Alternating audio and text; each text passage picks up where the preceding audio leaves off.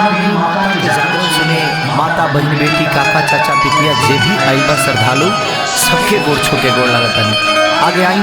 अगर हमरा गाना बजाना में कोनो त्रुटि हो जाओ तो अपना घर के लड़का जान के क्षमा कर लो। प्रेम से बड़ी सच्चा दरबार की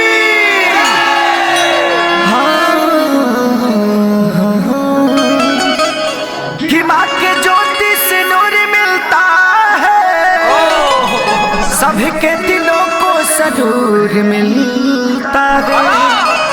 माँ के दरबार में जो जाए खाली कुछ ना कुछ जरूर मिलता है। आइए वो भजन से सेवा बा कैसे बा माई की मुहूर्तिया कोई गुबार हरि पंडाल अलगे अलगे वन टू थ्री फोर माई के मुहूर्तिया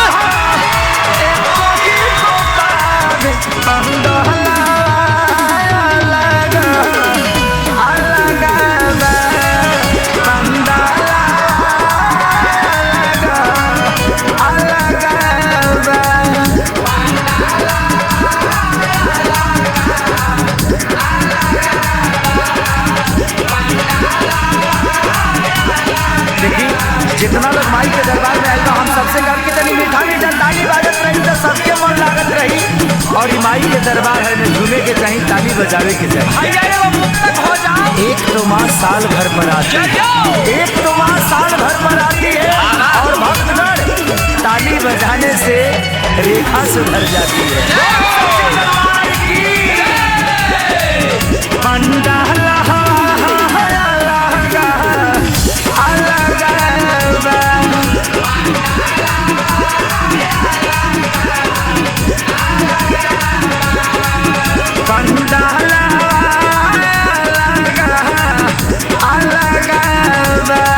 भैया रोक दी हम आई बहुत लोग के तरफ से पुरस्कार आई बा पवन बाबा सोनू बाबा विकी बाबा विवेक जी पंकज लाल यादव और कुमार रमेश जी एंगल म्यूजिक के मालिक भी बहुत पुरस्कार दिले बने। माई से निवेदन बा कि यहाँ पे हमेशा अपन दया बरसावत रहे।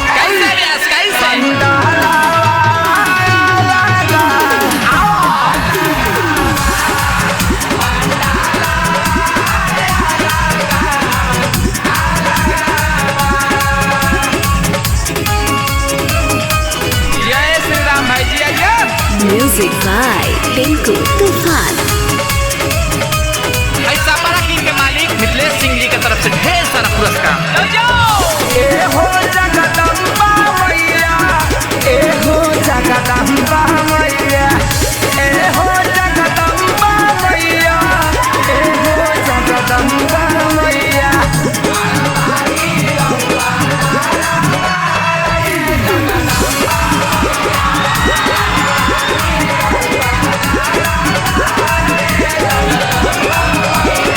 अब सुनी नया भाव। हाँ सुनावाए भैया। अरे काहे नहीं आवत मैया लइका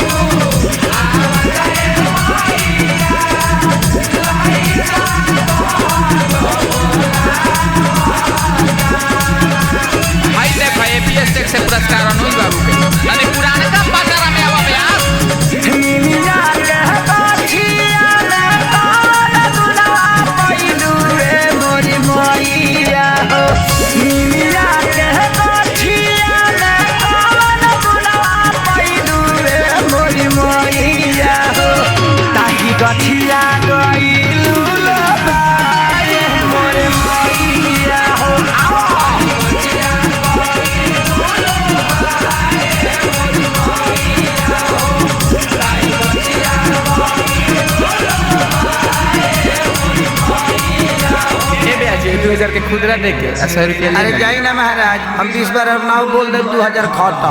बाहर साउंड वाला भाई का बजाओ तहरा साउंड पर माई के कृपा बना रहा। आवा देखावा व्यास देखावा। आई दुआरिया ए देवी माई, आज तोहरा से अपन कपड़ बताई। जो आई दुआरिया ए देवी माई, तोहरा से अपन कपड़ बताई। पूजे के खाली पहुआ हो,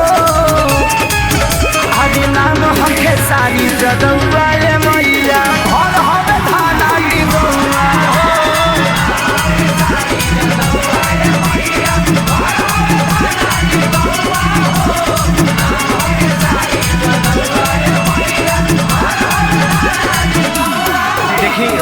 तनी हम चाय पी के आवत तनी सर ओ बरा से गावत तनी गला सूख गइल बा आ ओही में कपड़ो चेंज कर ले रोलो की जाय मत। अरे माई के भजन हा एगो जयकारा तो बोल दिलो। प्रेम से बोली सच्चे दरबार की जय। कि बागों में फूलों को लगा रखा हूँ, फूलों में खुशबू सजा रखा हूँ। कि बागों में फूलों को लगा रखा हूँ, फूलों में खुशबू सजा रखा हूँ। पता नहीं किस गली से आएंगे वो अतिथि, पता नहीं किस गली से आएंगे वो अतिथि। इसीलिए ITI कॉलेज और जिला में हर गली को फूलों से सजा रखा हूँ।